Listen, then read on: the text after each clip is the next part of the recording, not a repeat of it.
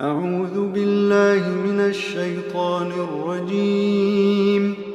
بسم الله الرحمن الرحيم. ألم تر كيف ضرب الله مثلا كلمة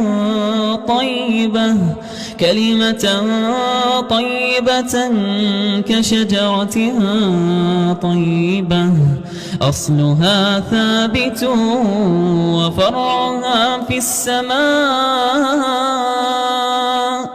تؤتي أكلها كل حين بإذن ربها ويضرب الله الأمثال للناس لعلهم يتذكرون.